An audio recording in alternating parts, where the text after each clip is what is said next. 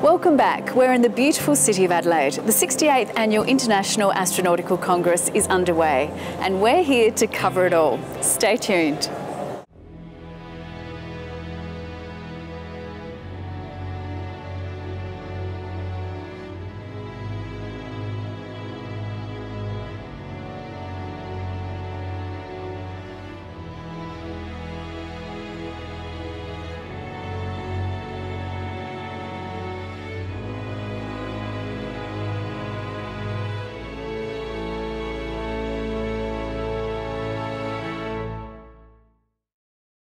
Today we hear from newsmakers, highlight key sessions and take a tour around the world to see all the work being done to push the boundaries of space exploration.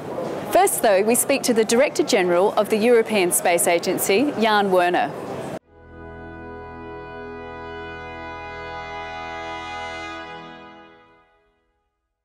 I'm with Jan Werner, Director General of the European Space Agency and Vice President of the IAF. Jan, what's the focus of the European Space Agency at the moment? ESA, the European Space Agency, has not one focus. We are a comprehensive space agency having all the different activities in Earth observation, in telecommunication, in navigation, in new launcher developments, in space exploration, in space science, and technology development. So as a Director General, I should not have one focus. Of course, yeah. Can you tell me about the Moon Village concept? Yes, the Moon Village concept, as I have it over here as well, is difficult to explain. At least I say that people cannot understand what I mean. I'm not looking for just another project. I'm not looking for just another mission. I'm not looking for an over-regulated activity or whatever. The Moon Village concept should be an open concept for each and everyone, whether it's private or public, whether it's a robotic activity or with humans. So I'm just thinking, let's work together on an international scheme on the moon, because the moon is reachable and it's also a very good springboard for further activities to go further into our solar system. And how important is it for the European Space Agency to come to an event like the IAC? You see, the IAC has as a first word international, and this is the main importance. So let's work together, and in the IAC we can work together, we can exchange programs and not only exchange views, but also finally come to some common understanding of what to do together. And therefore I like to join forces, I like to work across borders, and IAC is just a perfect platform for that. And do you think the coming together of everyone, as a coming together of knowledge, expedites the process of, you know, yes, it's the moon and then Mars is more of a reality? Yeah, it is. I quote Robert Lightfoot, now the administrator of NASA, who said, if you want to go fast, go alone. If you want to go far, do it together. And this is what we are doing in space. We are going far.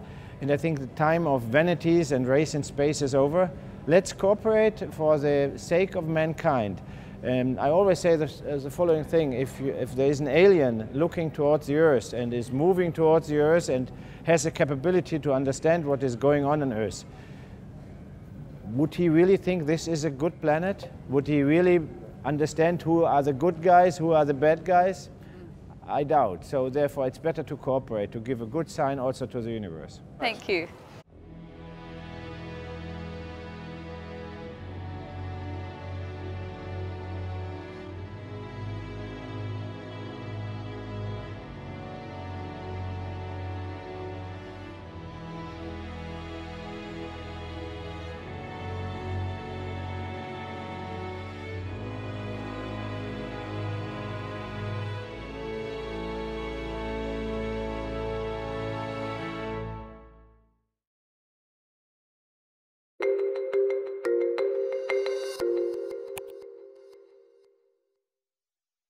In continuation of the IAF President's initiative, we attend the Idea Breakfast.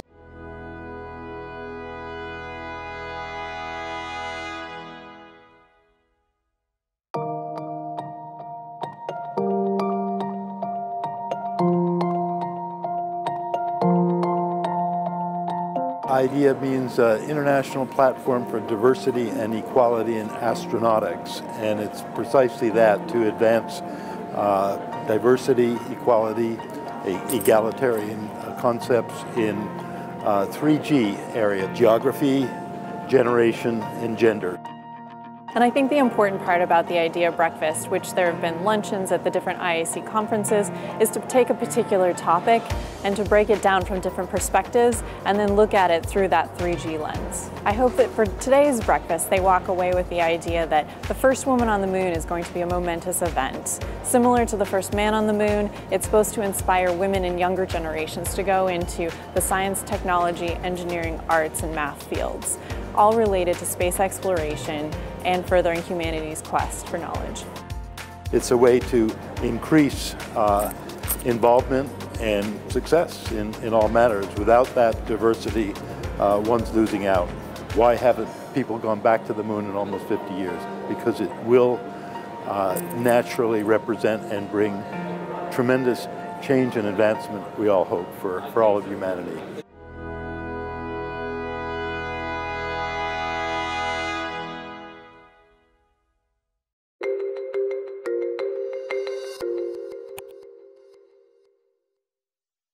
Next we hear from Charles Bolden, the former NASA administrator.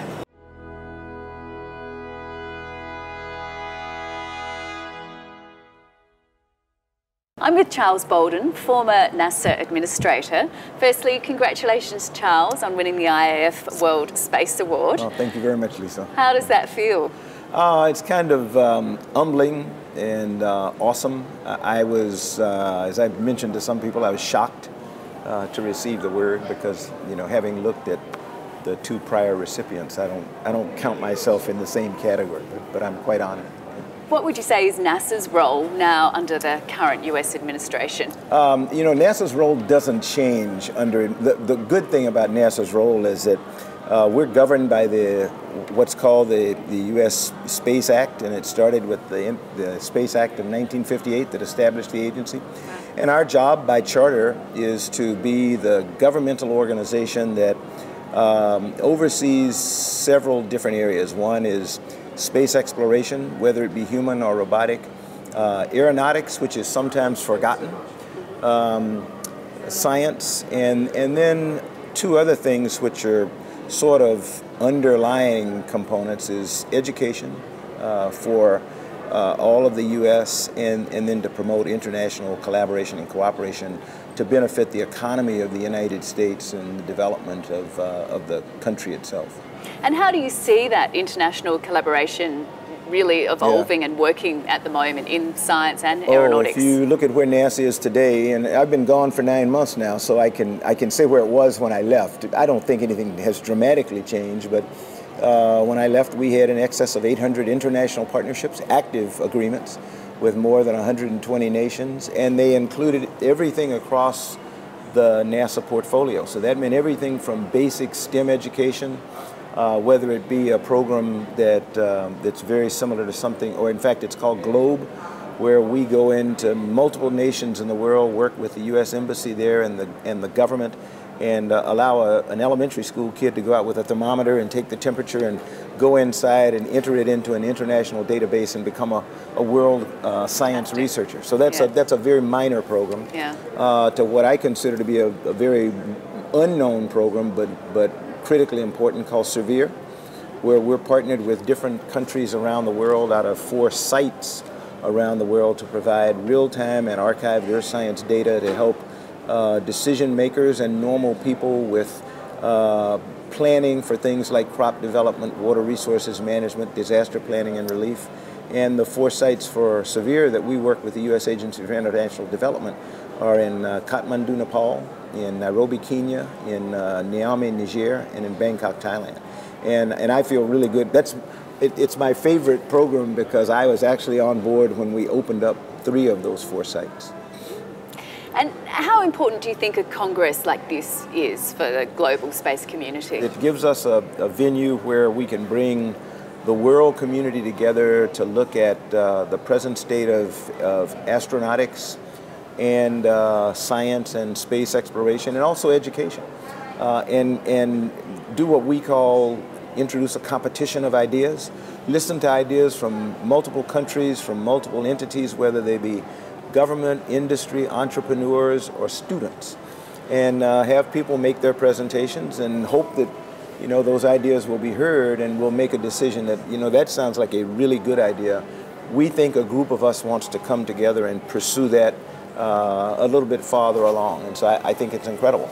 The other thing that I like about IAC is here, unlike a lot of other fora, not only do we look at the science of things, but we look at engineering, we look at the law. So there is a group that's, I forget their acronym, but it's, you know, an international legal consortium that actually has a mock court or moot court and looks at issues of space law, which are critically important and emergingly important as we get more and more nations who are interested in space exploration. You get more and more things that people never thought about before, like resource mining in space and the like, all of which there's no law for today, and so somebody's got to develop it. What is it that you hope that delegates might take away from this Congress? I am seriously hopeful that one of the things that they leave this Congress with is knowing that the United States has not changed, that in spite of all they may see on the news or hear or read in the newspaper, that when it comes to space science and exploration, the U.S. is just as strident as we always have been, that it is something that, that tends to go beyond any single administration or any one individual, that, that you still have a lot of us who have always been around for years and are just as energetic and passionate as we always were, and that they will look to the U.S. for leadership the way that they always have done. It's great to hear. Good. Thank you. Thank you, Charles. Thanks very much.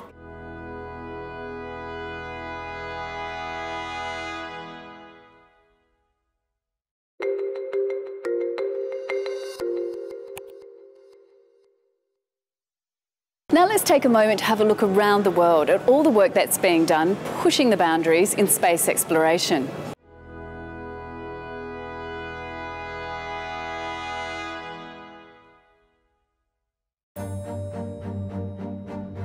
Space science is so important for understanding our place in the universe, but also understanding how our Earth works. Without space technology, we would have no GPS in our cars and our phones. We wouldn't have satellite communications, and we wouldn't have the Earth observation data that allows us to make, for example, accurate weather forecasts every day. CSIRO is the Commonwealth Scientific and Industrial Research Organisation, and we're Australia's largest research organisation. CSIRO owns and operates all of the radio astronomy facilities on behalf of Australia.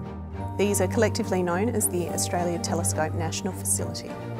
The ATNF offers astronomers a unique view of the Southern Hemisphere sky, and it's available for use by Australian and international astronomers worldwide. CSIRO has a 50-year partnership with NASA, particularly with regard to the operation of the Canberra Deep Space Communication Complex. NASA's Deep Space Network is a set of stations around the world at Goldstone, Canberra and Madrid. By coming together as a network, they are able to now look at the entire solar system and chart every robotic space mission around every planet in the solar system. Canberra Deep Space Communication Complex has 3 34-metre antennas and 1 70-metre antenna. The 70-metre antenna is the largest antenna in the Southern Hemisphere. This place is extremely special to the people that work here. Their roles are so vital to make sure we carry the signals from deep space. We carry them safely, we carry them with consistency, and we don't drop a signal, and they do this perfectly. They make history every day. The work we do here is playing a key part in the exploration of the solar system. The images we're getting back from Pluto, the images we'll get back from the Cassini end of mission, the images that we get back from the Mars rovers tell us something about what composes this solar system, about where Earth and us sit in this big picture of the solar system. Astronomy and space science give us two viewpoints for viewing and understanding our universe, looking up and out at the solar system and the universe, but also looking down at Earth from space. The data we receive from Earth observation satellites enables us to learn and manage things like weather and climate, environmental management, emergency response, and resources management. We downlink the data from a number of satellites. Most of them are owned and operated by a number of other countries, but we have access to about 120 satellites, about 250 sensors on these satellites. We manage about 1 petabyte of satellite data together with our colleagues from Geoscience Australia. We've developed with them what we call the data cube technology, which allows us to pre-process a lot of this data and organize it and clean it up very well so that researchers but also government agencies can look at changes across the landscape for a single part of the country in terms of agricultural production or flooding or coastal change and things like that. GeoGLAM stands for Global Earth Observation Agricultural Monitoring System. GeoGLAM was called for by G20 about 6 years ago to use a lot more satellite data to monitor crop production worldwide. In Australia, we said that we needed also to monitor livestock and beef production. And therefore, we've developed GeoGLAM RAP. RAP stands for Rangelands and Pasture Productivity. We're helping create the necessary decision-making information and the tools to monitor how we're managing remaining resource and lands that provide this protein and food. The CSIRO has a very broad range of capabilities that can potentially be applied to space activities. They include advanced communications technologies, sensor technologies and robotics. A hexapod is literally something with 6 feet. What they do is they walk more gently over the Earth than wheeled or tracked robots do. They're also more agile, so they can step over things, they can duck under things and turn themselves in circles without skidding. Hexapods can go where no man has gone, where no man should go, and in the case of the smaller ones, where no man will fit. If you're on a planetary body or something similar, a hexapod can walk over rock piles and up much steeper gradients, and thus it can carry its sensor payloads to places that would otherwise be inaccessible. SLAM is simultaneous localization and mapping. It works similarly to how humans work out where they are and make a map in their mind of the room they're in, for example. Robots for exploration are only useful when they're carrying sensors, so cameras, laser scanners. With our 3D SLAM technology, they know exactly where they've been, so they can provide you with a map of where they walked. They don't rely on memory, they keep a log of everywhere they went. The hexapods are a massive step forward in taking instruments to observe the universe in which we live. CSIRO aims to harness its innovative culture, its technical capabilities, its international relationships to support the Australian space sector and to develop a powerful innovation pipeline for the Australian space industry.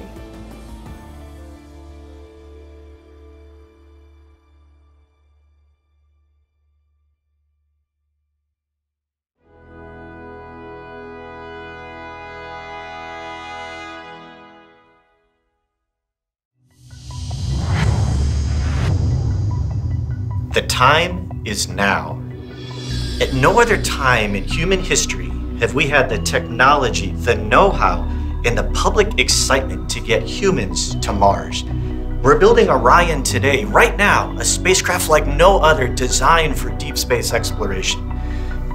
But to get humans to Mars, we can't send Orion by itself. It needs to be part of a larger system that provides the supplies and the scientific equipment needed for a 3-year journey that will take us hundreds of millions of miles away. We call our concept Mars Base Camp. Mars Base Camp is really straightforward. Let me break it down for you. It's an orbiting mission with 4 main sections and 2 of almost everything for backup. We have 4 large commercial solar arrays to generate electricity and power the spacecraft. For propulsion, we have 2 cryogenic propulsion stages and 2 tank farms to store the fuel, liquid oxygen and liquid hydrogen. Of course, the 6 astronauts will need room to live on their 1,000-day mission, so Mars Base Camp has 2 habitats and a living space to eat, sleep, and exercise. Most importantly, we have Orion. It's the command deck, with all the avionics for navigation and communications. Orion makes the whole spacecraft more reliable and gives the astronauts a safe ride home. Because we've already started, we think we can launch this system in about a decade. Orion is already flight proven, and we are designing the Deep Space Gateway today. Soon, NASA and Lockheed Martin will launch an uncrewed Orion on the Space Launch System rocket for a mission called Exploration Mission 1, or EM1, to check out all the systems over 3 weeks in an orbit around them. After that, the next Orion flight, EM2, will be crewed. And on that launch, the SLS rocket will also carry the first elements of the Deep Space Gateway. The Deep Space Gateway is essentially a space dock where America and other spacefaring nations can perform revolutionary science and establish a lunar commercial economy. Through the 2020s, we will work with NASA to operate and assemble the Deep Space Gateway, and then build up Mars Base Camp and get it ready for flight. Finally, we will be ready to send humans to Mars aboard Mars Base Camp.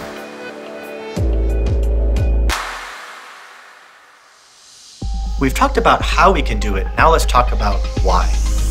Mars Base Camp is about more than humanity's greatest adventure. It's about science, answering fundamental questions that scientists have been asking for hundreds of years. Where did we come from? Where are we going? And are we alone? From orbit, astronaut scientists have access to the entire planet's surface for rovers and drones to make real-time decisions about where to go and what to examine. We can retrieve a sample from the surface for study, and we can send the astronaut crew to the 2 nearby moons of Mars for an up-close look. And from orbit, we can confirm the site selection for the first human landing.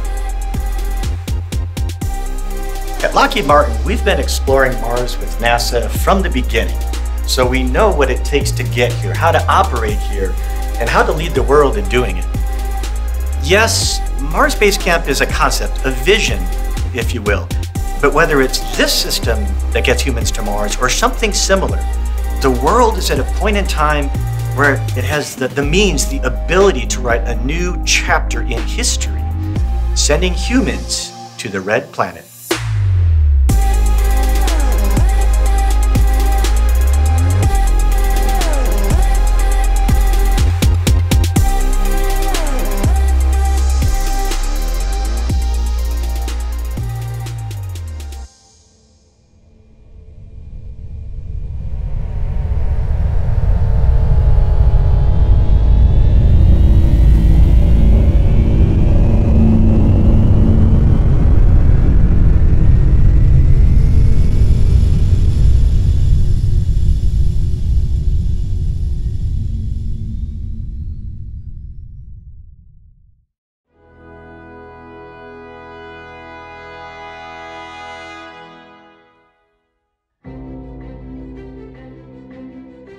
EUMETSAT in Darmstadt, Germany is an intergovernmental agency established in 1986 to develop and exploit meteorological satellite systems to deliver data for weather forecasting.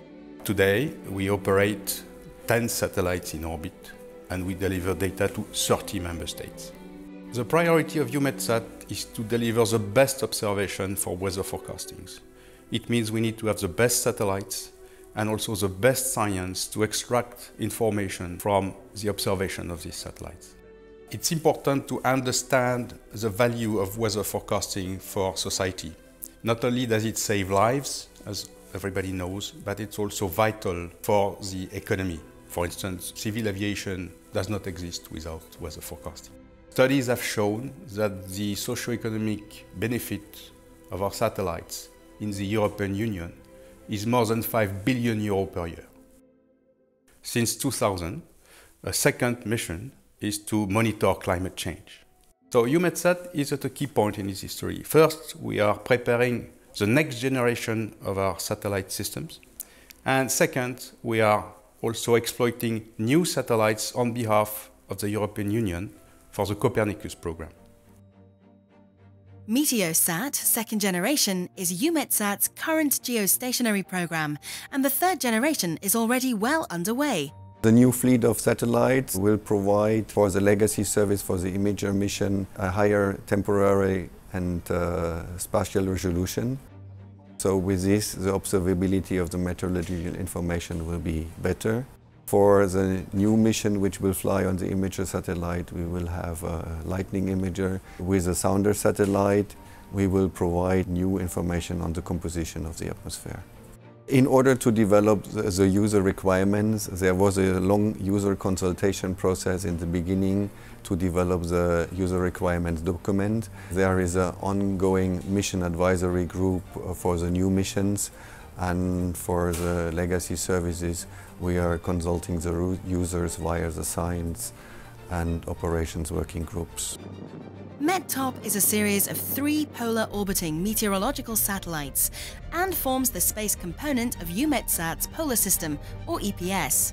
METOP A was launched in 2006, followed by METOP B in 2012. The third satellite, METOP C, is identical to the first 2 satellites, A and B, and will be launched next year in 2018 in the last quarter. This satellite, even 20 years after its design, is still a state-of-the-art in this domain.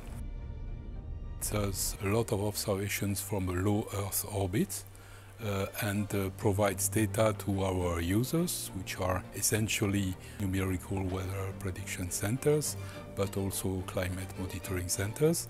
The EPS second generation, the new satellites that will be designed and the system around those satellites will continue the missions of the first generation with better accuracy. These programs generate data that have a lot of impact for the society. The programs EPS and EPS second generations are based on cooperations which are worldwide. We build our first system in cooperation with the US with exchange of instruments, data and services, and also in Europe, where we have cooperations with the European Space Agency, who is in charge of developing our satellites, but also with some national agencies such as CNES and DLR to do some development of instruments which are state-of-the-art instruments. One satellite operator, be it national or European, cannot deliver all observations needed for weather forecasting. So we need to cooperate with the US, with China, with India, to coordinate our observing systems, to share data such that our member states in Europe have access to all data they need. And this we do in the framework of the World Meteorological Organization. EUMETSAT means 30 member states join their forces to get the best possible satellite and data. EUMETSAT is exploiting Copernicus satellites on behalf of the European Union. And these satellites are dedicated to the monitoring of the ocean and atmospheric composition. And we do that because there is a lot of synergy between the observation we deliver with our own satellites and these new observations. And it's very important for users to access all these observations together. EUMETSAT is a user-driven organization, developing data services and constantly adapting to the evolution of the requirements of its users. EUMETSAT produces over 100 products from our 10 currently flying satellites. We cover everything from classic meteorology, which is our core mandate, but we also address new areas such as the state of the oceans, the height, the quality of the water, the biological growth, as well as looking at air quality, which is of great importance to us around the world. EUMETSAT develops its products using the classical scientific approach, which is exchanged with specialists following scientific developments that are published in literature. In addition, and this is really a core part of our business, is to actually listen to the varied user communities that give us feedback through our help desk and those elements. And last and not least, we also have a mechanism with our member states where we actually meet twice a year to discuss the state of our products and developments. Modern weather satellites can be used for much more things than just to support the weather forecast. 20 years ago, EUMETSAT took a wise decision. They decided to exploit the expertise and the skills that is already available in its member states, so across Europe, and to use these expertise to develop tailored products that support directly specific user communities. The satellite application facilities are in a very intense contact with the users because they have to understand both worlds, the application areas, what the users want, and also the satellite technology.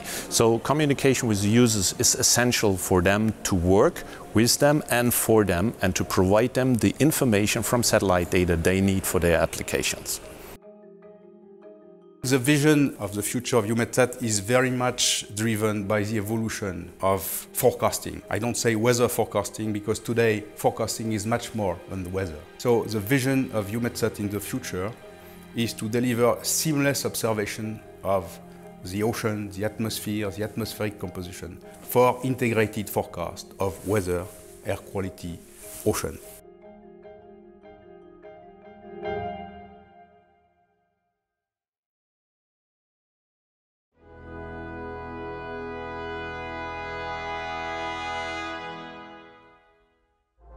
UNSW Canberra Space is Australia's leading space capability. Our vision is to be Australia's space go-to and trusted partner to help tackle key national and international challenges and opportunities. UNSW Canberra has invested significantly to build a very large, world-class team of space scientists and engineers. If we put that team together with 5 funded and very innovative spacecraft and others under development, that puts us in the leading position in Australia.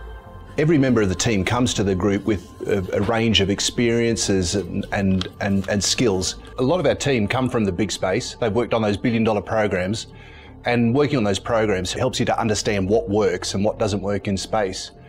We've also got engineers and scientists that are working on cutting-edge technologies, and they fit into the new space paradigm. Bringing those two groups together creates a creative tension, which is a really exciting environment to work in.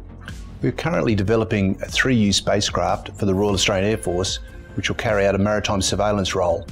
This spacecraft is being developed and qualified in a highly compressed time frame. At the same time, we're using the program to deliver educational outcomes for the Australian Defence Force. Our concurrent design facility is being set up as a national asset to support the design of space missions at their early stages.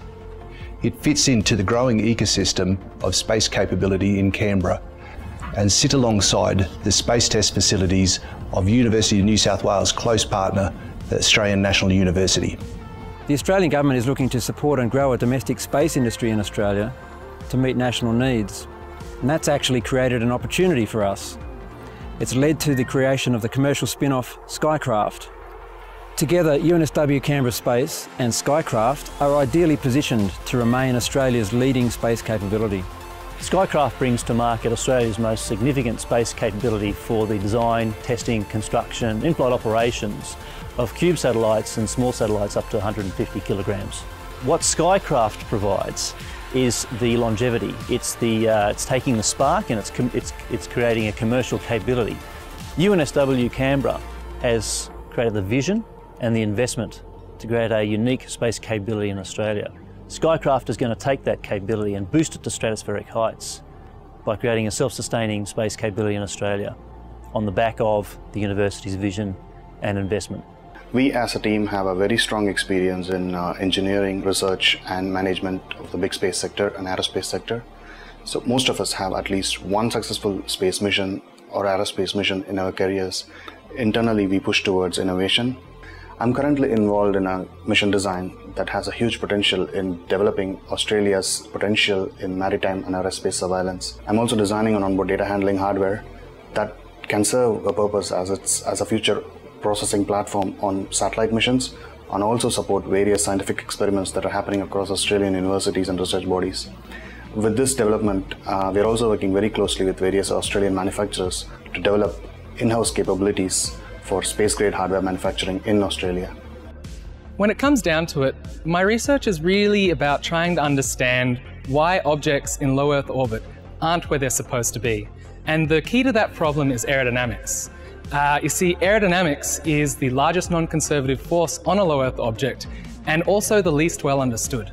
My research aims at trying to better understand the physics that underpins aerodynamics in low Earth orbit.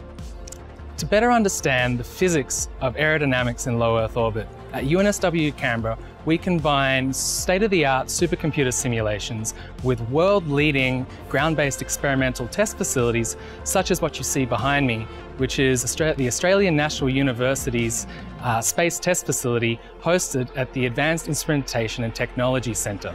We aim to develop a space situational awareness capability that is essential to meet the demands of the growing global space community.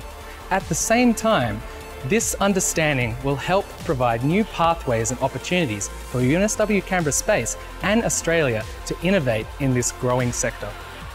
We are confident of evolving into a one-stop solution for anything involving space research and space engineering in Australia. We hope to deliver cutting-edge research on the academic front, while also delivering high-value, rapid missions to our customers. This is what I find so exciting about Skycraft.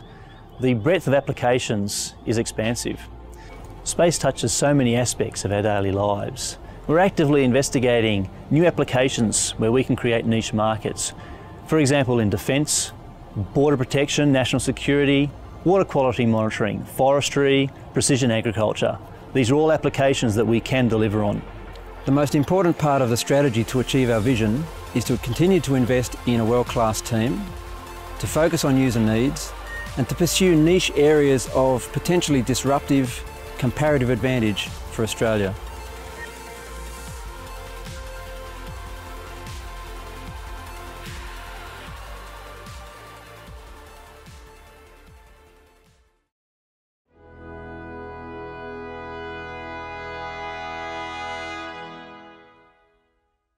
Next, we head back to the studio to speak to Naoki Okamura, head of the Japanese Aerospace Exploration Agency.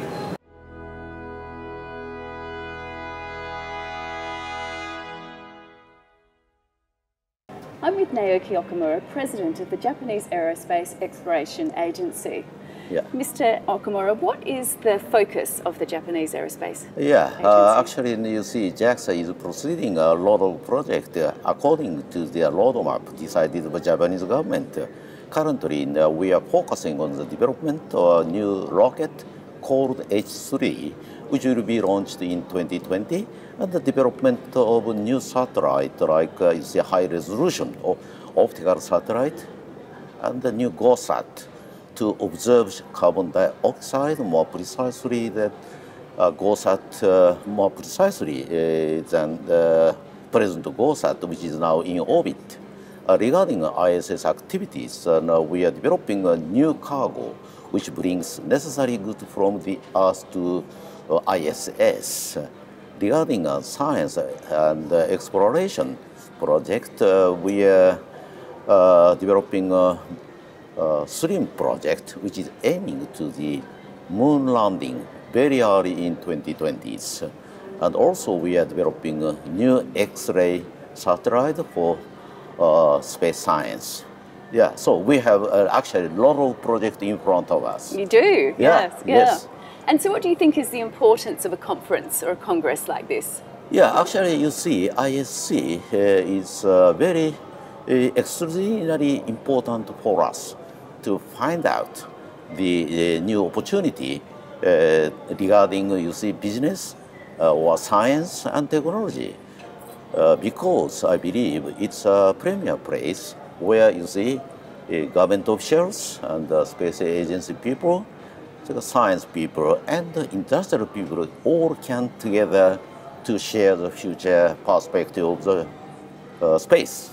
That's because of, you see, this meeting is very important for us. And what do you hope delegates might take away from a meeting like this? Yeah, actually my message is that very simple. You see, JAXA is going to be innovation driver through space technology in Japan, and then JAXA want to be called newborn JAXA, which is dealing with not only space technology but also taking, you see, innovation. Yeah, that's our hope. Yeah. And where do you see the future of space exploration? It's a very good question. Actually, you see, regarding space exploration, next March, Japanese government will organize second International Space Exploration Forum, ISF2, in next March. JAXA will actively support this event. But my view is that exploration is essentially, you see, international cooperation event. A lot of countries, you see, can contribute to the set up new exploration and operation.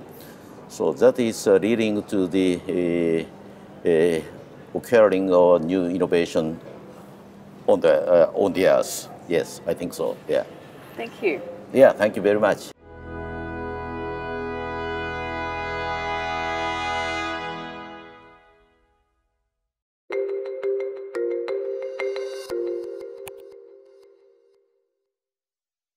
I'm with Peter Nikoloff, co-founder and director of Nova Systems, and you were also on the board and very instrumental in bringing the Congress to Adelaide. Can you tell me about that process?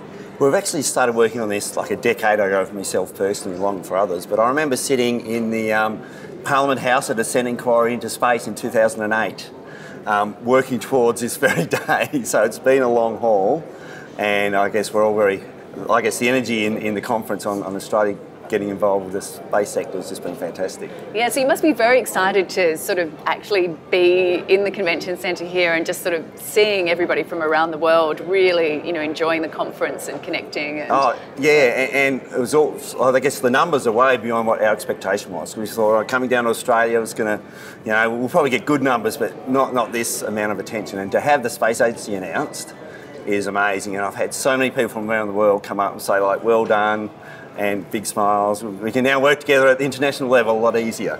And so tell me about the koala here. What's the story with him?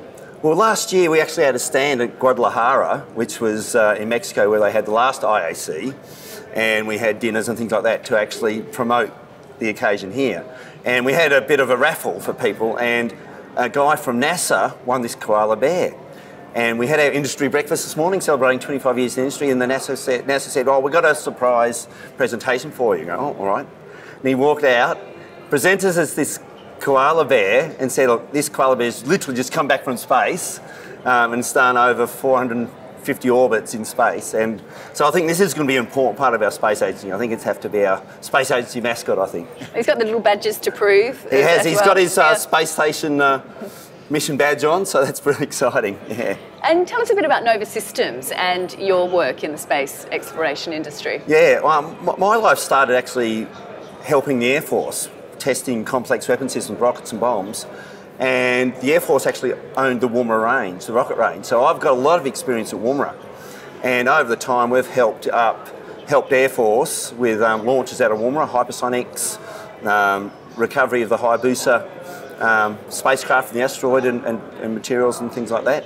So I've had involvement from many years ago with space, but the company's now grown from 2 to 500 people since 2000, and one of our fastest growing areas is in military satellite communications, but we've also got another couple of areas, geoplex, we're doing the data processing and manipulation as well, and Ozspace, we do a lot of in-vehicle like safety management around the very remote areas of Australia, so it's fantastic. The growth is only going to increase with having an agency behind us. Thanks for talking up.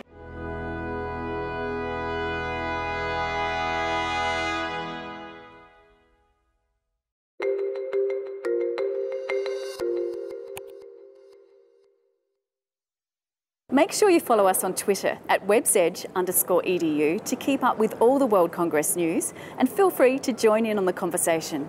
Being in space can be extremely dangerous. What are some of the challenges to having assured and secure access to space resources? We find out next.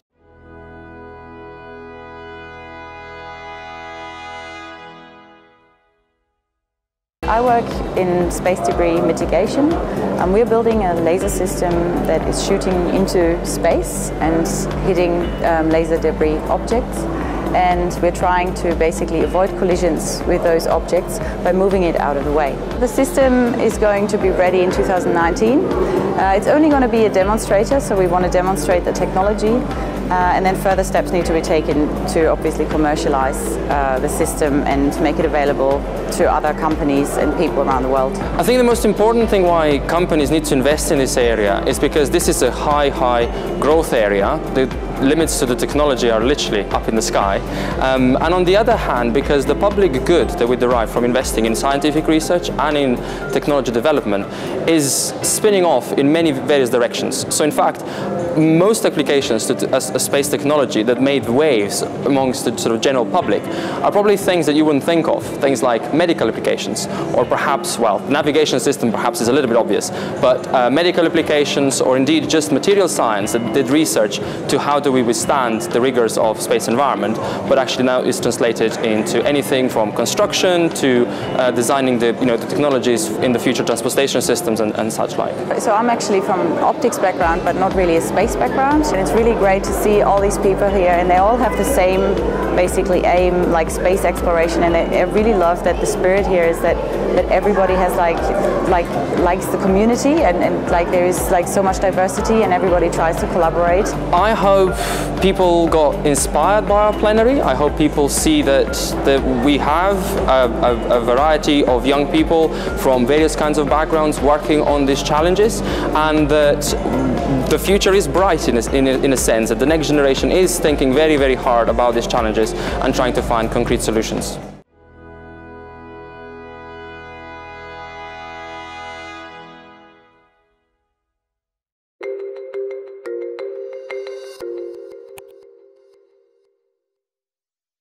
Let's continue our tour of work being done around the world, pushing the boundaries of space exploration.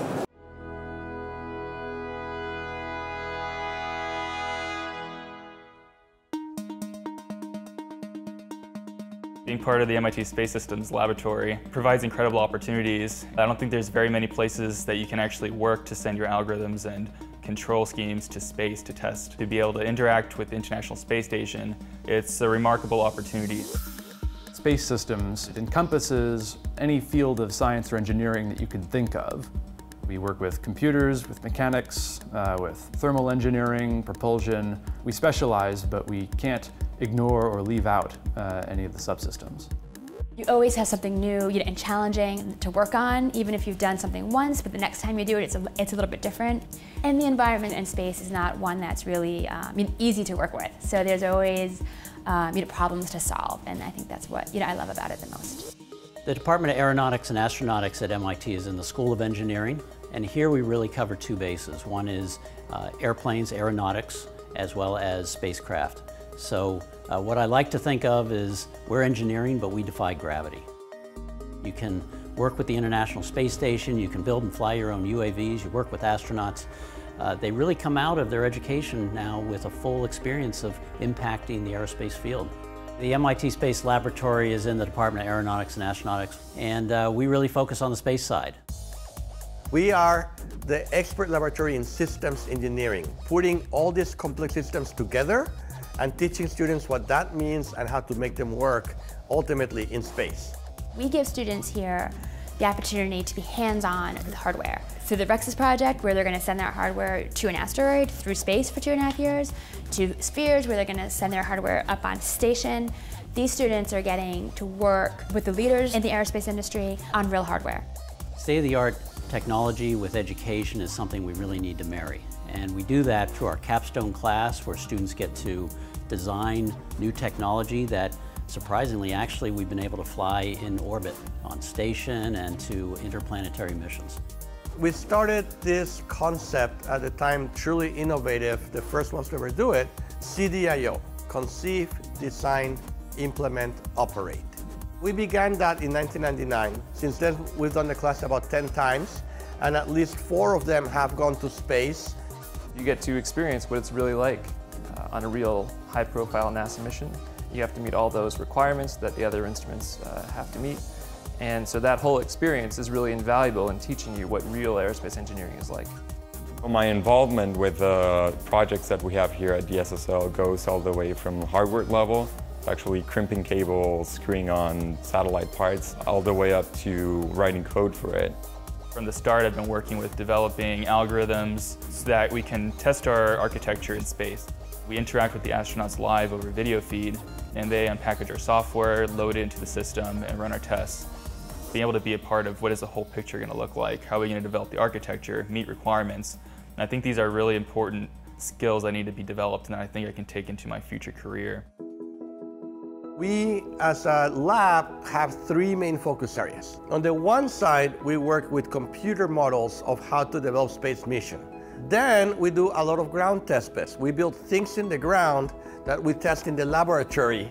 Proof of concept, can they work? The third step is things that go to space. For example, our SPHERE satellites that are aboard the International Space Station. What SPHERE is it is a test bed. MIT decided to use the space station not to test a complete mission, but to create a testing environment to do microgravity research in space. The SPHERE program began at the MIT Space Systems Laboratory as a class in 1999. In 2006, it got up to the space station. In 2010, NASA and the DoD made the SPHEREs part of the ISS National Laboratory, making it truly a facility for everybody beyond MIT. REXUS is an X-ray instrument that's on the OSIRIS-REx spacecraft. The OSIRIS-REx spacecraft is going to explore this asteroid Bennu. NASA has put a little bit of money aside and said, let's see if universities can come up with a good instrument idea, and we started developing the REXUS instrument back in 2012. REXUS is going to look at the asteroid in the X-ray regime and tell us what the asteroid is made out of. So does it have iron, sulfur, or magnesium in the regolith, which is the dirt that's on the outside of the asteroid. I started on REXUS when REXUS was part of the undergrad capstone class, and really the experience that I got in that class was so exciting that I decided to continue on REXUS for both my master's and now my PhD work. On the REXUS project, students did everything. We designed REXUS, we designed the test program, we implemented the test program, we physically built the hardware, as well as contributing to the scientific analysis of our data. As an X-ray spectrometer, we'll be the first instrument to get a look at the X-ray spectra that comes off the asteroid, which gives us unique insight into the elemental composition of the asteroid. And so we're getting data that no one's ever gotten before. The SPHEREs program is educated several thousand students from all the way as young as 11 years old. We made a competition that is based on the students programming a player for an autonomous satellite. The best players in simulation get to send their code up to the space station. Students can say, I can send things to space. I can send my software to space. Space Systems Lab and Star Lab are in a nice sweet spot. We work on missions that are small enough where we can hold them all in our hands and in our heads, but they're impactful and they fly. It's constantly humbling to be around faculty members that are really excellent at what they do, whether they're NASA chief technologists or former secretaries of the Air Force. Just being able to learn from these people day to day make AeroAstro at MIT what it is. All my life, when I was a kid or throughout undergrad, I always thought of MIT as being like this super cool place in which cutting-edge research was done. Now that I'm here, I can actually feel that your research can have a tremendous impact on the world.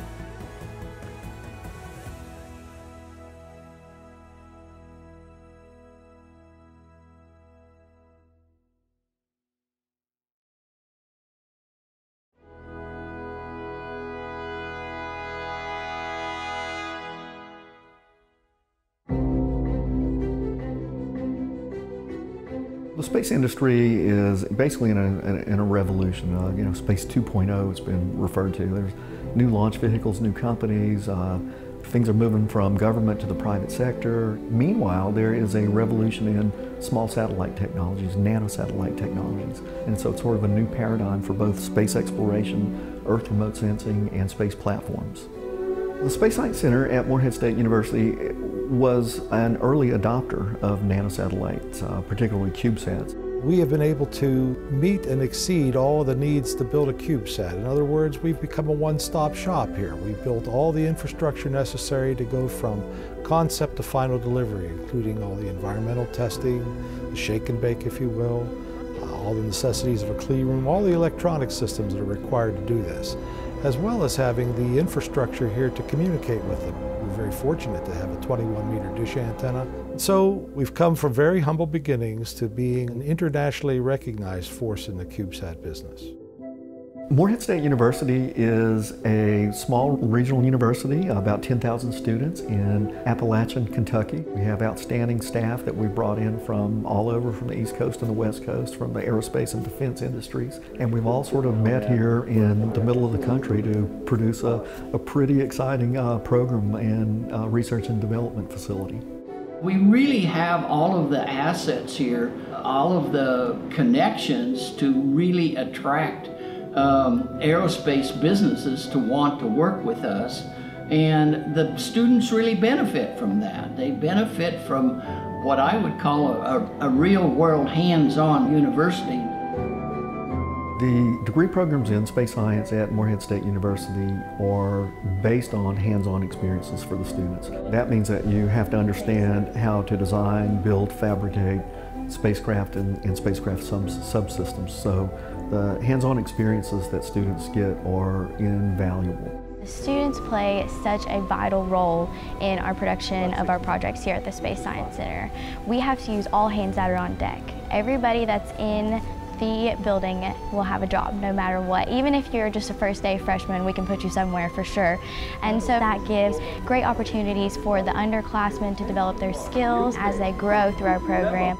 They're really got their hands into something to make real things work. And I think every one of them, before they get out of this program, even with a bachelor's degree, have had their hands on a satellite that went into space. Now that's pretty cool.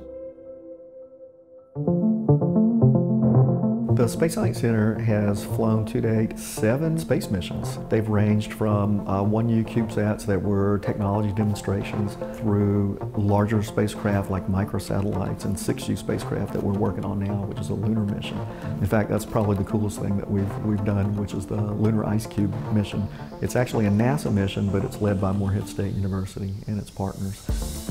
We're all working together to build a small suitcase-sized spacecraft that's going to get a ride to Earth escape on the maiden voyage of the Space Launch System, NASA's big rocket that's under development. I'm on the flight software team, so I primarily work with our flat set. That's working with the emulators and the SDUs to start to get everything talking to our CNDH. We're going to orbit the moon for about a year and map the distribution of water ice to try to understand the transport physics to see where water ends up. We're going to study the universe from this incredible platform, and to do that you have to live and work on the lunar environment. So we'd really like to understand the water, where it is and how it's distributed on the moon. The fact that as an undergrad student you get to participate and work with NASA is unbelievable. Our resumes after we graduate just with a bachelor's degree is incredible. We've had a unique opportunity presented to us by NASA JPL, the Jet Propulsion Lab in Pasadena, California. They're the creators and managers of what is known as the Deep Space Network. We were invited to join as the first ever external organization to become part of the Deep Space Network. This opens up a larger window into space where we can monitor satellites and other cosmic bodies that are not only past our Earth and past our moon, but interplanetary in itself. They may be willing in the future to bring other stations on, and we'll serve as sort of the test case or hallmark by which the others can perhaps copy the things we've done, not repeat the mistakes we've made, and perhaps shortcut to the successes we hope to enjoy. It's been great to have the Jet Propulsion Laboratory people come and talk to us. Our students get a lot of experience that way. They get to see really the inner workings and how it's done in real life. It's important for Morehead State University to develop the pipeline of students entering in the undergraduate degree program. Our summer programs include Space Trek, which is an all-girls space camp. Some like to call it a boot camp. It's a very rigorous camp where we bring in 24 girls across the state of Kentucky, rising into their 10th grade years. And these girls come in having never seen a resistor before in some cases, and they build an entire scientific instrument, launch it from the roof of the Space Science Center, and pull down data in real time. What often happens is that girls find a true passion for electronics, telecommunications, and space science. Turns out that aerospace is the #1 industry in the state of Kentucky. We're not producing scientists and engineers at the rate that the aerospace industry needs to even maintain the current workforce. So I think that's our most important mission at the Space Science Center, is to produce the next generation of scientists and engineers that can support the aerospace and defense workforces in the United States.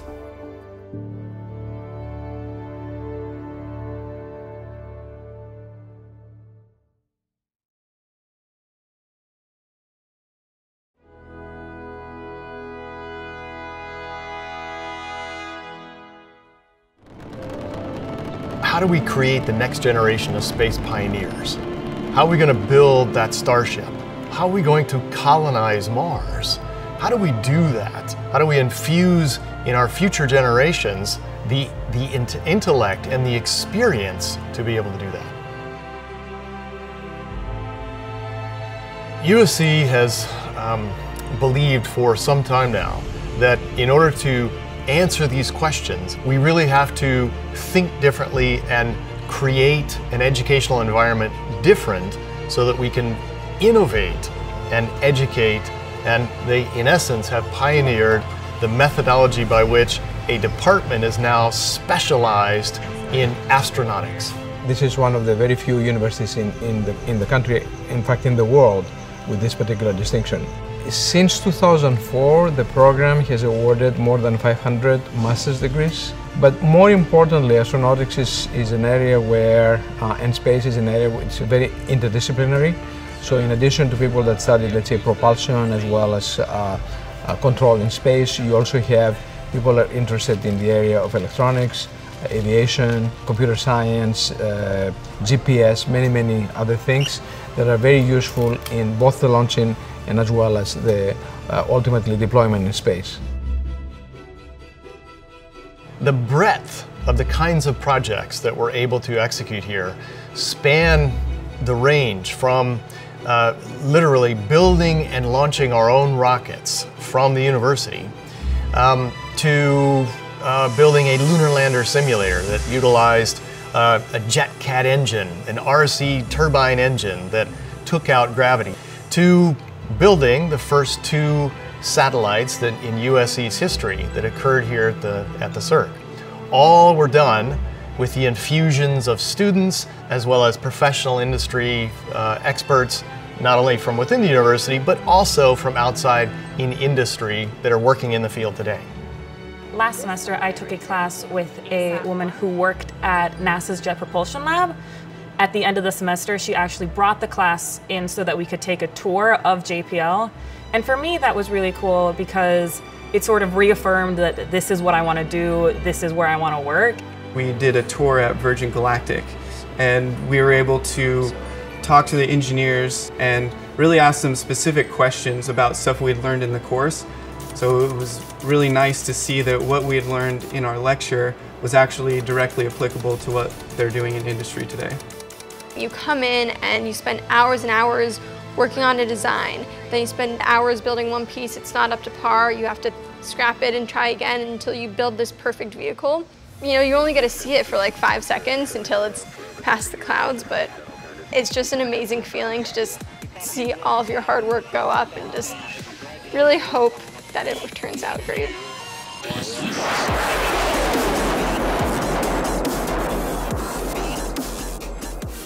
And when it does, it's just an amazing feeling.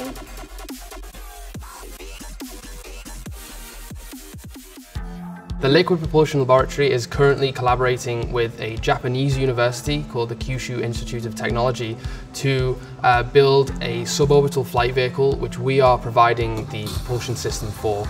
So that's really showing how we're really expanding our capabilities and there's really something for any discipline here.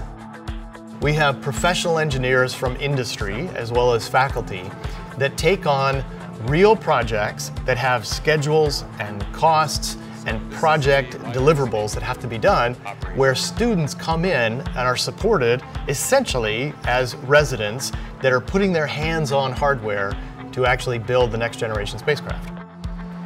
On campus we have this ground station antenna that's able to, it's a 4.5 meter dish that's able to track signals from satellites.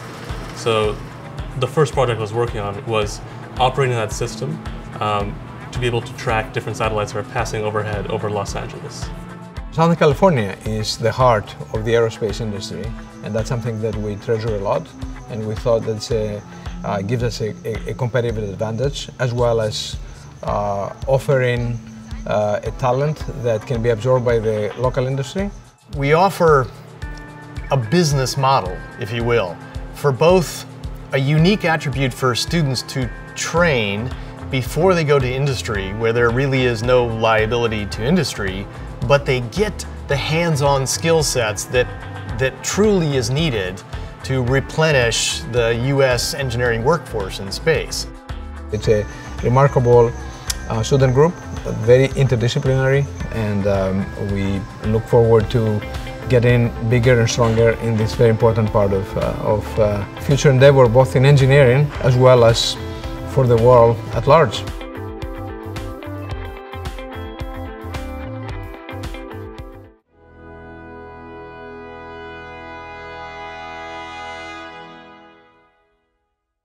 That's it for today, but remember we'll be back each day of the Congress with more exclusive material. In the meantime, remember you can watch the show all over the Convention Centre, in your hotel room and on YouTube.